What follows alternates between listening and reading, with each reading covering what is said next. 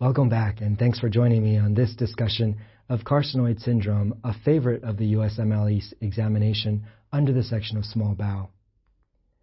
Before going further, I'd like to give you some background information which are high yield in nature for carcinoid and in fact neuroendocrine tumors in general. First, carcinoid tumors are primitive stem cell derivatives. They usually occur in the small bowel, but they can happen anywhere, appendix, colon, or the lung. They are usually considered indolent or slow-growing tumors, but they can be aggressive and metastatic. Shortly, we'll discuss what happens when the carcinoid tumor becomes metastatic. There is some association between the size of the carcinoid tumor and the rate of metastases. What are some common symptoms of carcinoid tumors? Well, when we talk about carcinoid tumor symptoms, it usually means that the carcinoid tumor has become metastatic. We'll get to this. Flushing, asthma, abdominal pain.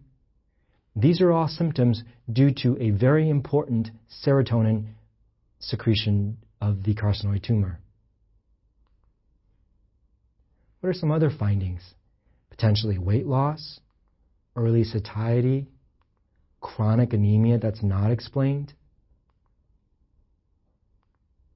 Rarely, if the carcinoid tumor is in the small bowel, it can lead to small bowel obstruction and be the cause or lead point of an intussusception. Intussusception is the topic of another lecture. What are some other symptoms? Diarrhea, bronchospasm, cardiac complications, all very high yield associations with carcinoid tumor symptoms. Again, dyspnea on exertion, edema, ascites, plaque-like deposits of fibrous tissues, right heart valve is the most likely affected, so new murmurs are potentially heard, and severe tricuspid regurgitation. Interestingly, patients with carcinoid tumors and carcinoid syndrome can develop niacin deficiency due to the very important tryptophan metabolism to serotonin. Because tryptophan is a precursor to serotonin production, it then decreases the substrate for niacin production and vitamin B6 deficiency.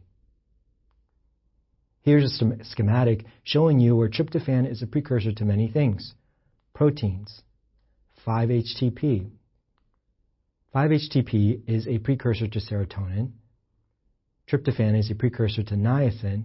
Back to my point about how because of the serotonin increased secretion or the need for additional substrate, that there's not enough tryptophan potentially to go down the niacin pathway. Very importantly to point out that you'll notice from this slide that serotonin then creates further metabolites, including 5-HIAA, which is very important for our diagnosis of carcinoid tumors. This is a high-yield topic in a syndrome of pellagra. This is a constellation of dermatitis, dementia, diarrhea, and death. Again, dermatitis, dementia, diarrhea, and death.